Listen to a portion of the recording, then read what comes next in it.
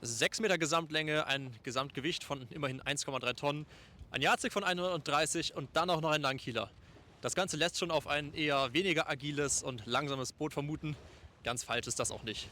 Warum ich mich trotz dieser eher durchschnittlichen bis unterdurchschnittlichen Segeleigenschaften immer wieder für eine Hafstrieder 20 entscheiden würde, das und mehr erfahrt ihr jetzt. Beginnen wir direkt mit einem Hauptargument für die Hafstrieder und das ist wirklich die sehr geräumige Kajüte. Auf 6 Meter Länge habe ich noch keine größere Kajüte bisher gefunden, weder auf Kleinanzeigen in Häfen noch auf Messen. Wenn ihr ein Boot dieser Größenordnung kennt, mit einer Kajüte, die es mit dieser aufnehmen kann, dann lasst es mich gerne in den Kommentaren wissen. Was wir hier drin finden, wir haben 4 vollwertige Kojen, 2 Hundekojen, die zur Hälfte allerdings im Salon liegen. Dazu finden wir hier vorne noch normalerweise 2 weitere Kojen. Ich bin leider zu groß, um hier bequem liegen zu können mit 1,84 Meter. Mit 1,80 dürfte es gerade noch so gehen. Deswegen habe ich hier die Polster rausgenommen und einen kompletten Stauraum quasi hier eingerichtet, auch als Segellast. Und als kleines Highlight, wir haben einen vollwertigen Thron im Boot verbaut. Neben dem hier geschaffenen Stauraum durch das Wegfallen zweier Kojen haben wir hier auch unter den Bänken massiv viel Stauraum, den man auch dann nutzen kann, wenn man hier vorne schlafen möchte. So wie hier oben nochmal überall Ablagefächer.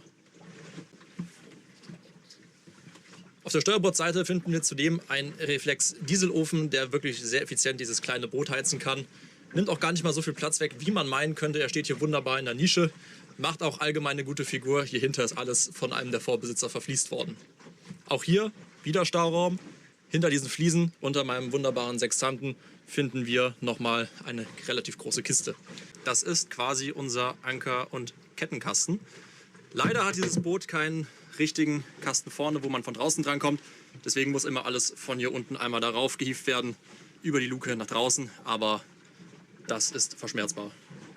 Auf der Backbordseite wiederum haben wir eine komplette Küchenzeile. Wir haben eine Spüle mit einem Wasserhahn.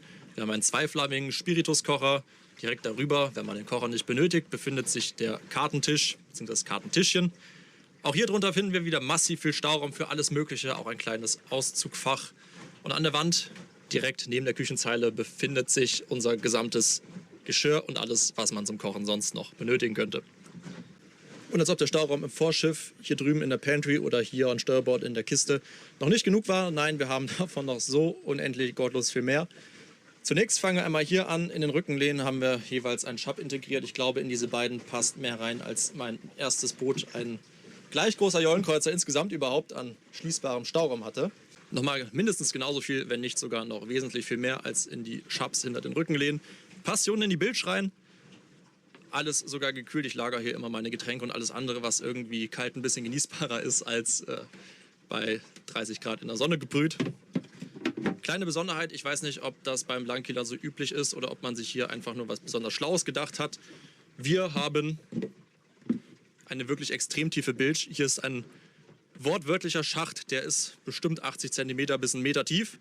Was da reinfällt, das verbleibt dort unten auch, egal ob es eine Unterlegscheibe ist, ein Telefon oder auch ein ganzer Mitsegler.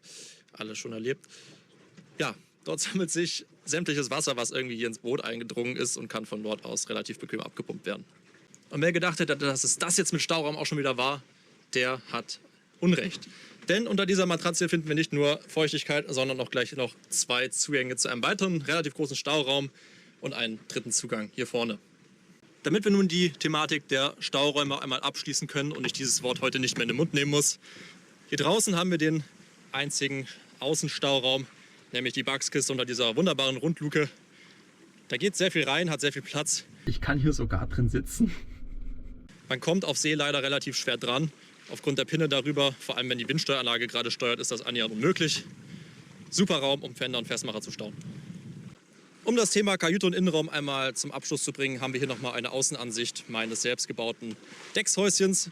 Sorgt für Stehhöhe mit den beiden klappbaren Bullaugen vorne, auch für einen sehr angenehmen Luftstrom unter Deck, wenn nötig. Und natürlich für den entsprechenden Schutz, egal ob es Schnee beim Wintersegeln ist, die Sonne im Sommer oder auch mal Regen und Sturm. Da drin steht man immer gut geschützt, hat einen 360-Grad-Rundumblick. Das war mir dabei sehr wichtig. Eine kleine Solarzelle reicht eigentlich für die allermeisten Fälle. So viel Stromverbrauch haben wir an Bord auch nicht. Nochmal die kleine Innenansicht. Hier oben haben wir eine Kompasshalterung, der ist gerade nicht drin in der Wismar-Bucht. beim auf Sicht fahren brauche ich den nicht unbedingt. Und noch das Navigationstablet angeschlossen an einen Raspberry Pi Rechner. Hat GPS, AIS, alles was das Herz begehrt. Zur Navigationselektronik hier an Bord gehört auf jeden Fall auch der sich hinter mir befindliche Antennenträger. Hier finden wir einmal eine noch nicht angeschlossene Navtex-Antenne sowie eine UKW-Funkantenne speziell für den AIS-Empfang. Diese lässt sich allerdings auch mit 2 Handgriffen am Seefunkgerät anschließen, sollte die Hauptantenne dafür oben im Masttop durch Mastbruch verloren gehen oder anderweitig ausfallen. An Besegelungen finden wir neben einem klassisch geschnittenen Großsegel mit 2 Reffreihen eine relativ üppige Vorsegelgarderobe mit einer kleinen Fock, einer großen Fock, einer Genua, die von der Quadratmeterzahl sogar fast an das Großsegel heranreichen dürfte, sowie einen ordentlich großen Spinnaker. Um das Boot bei jedem Wetter, in jeder Lage und in jeder Situation, auch dann, wenn ich mich nachts einmal schlafen lege, zuverlässig auf Kurs zu halten, haben wir am Heck eine relativ potente Pacific Light Windsteueranlage montiert. Diese arbeitet absolut zuverlässig, annähernd geräuschlos und ist sehr einfach einzustellen. Den größten Nachteil der Hassvidra können wir hier gerade live und in Farbe miterleben, nämlich die äußerst bescheidenen Leichtwindeigenschaften. Zumindest wenn man bei den aktuellen Verhältnissen hier auf See gerade noch von Wind sprechen möchte und kann. Damit das Boot richtig läuft, brauchen wir mindestens 3, besser 4 Windstärken. Dafür können wir uns aber auch bei 7 oder 8 an Bord noch sehr sicher fühlen. Dafür sorgen der lange Kiel und der Ballast darin. Ich kämpfe mich jetzt noch irgendwie zurück in meinen Heimathafen, hoffentlich auch alles unter Segeln. Wenn euch dieser Beitrag hier gefallen hat, dann lasst gerne einen Daumen nach oben da. Bei Fragen, Anmerkungen, Kritik oder ähnlichem nutzt gerne die Kommentarfunktion. Und dann bis zum nächsten Video. Jetzt, wo ich fertig bin, kommt sogar ein bisschen Wind auf. Bis dann.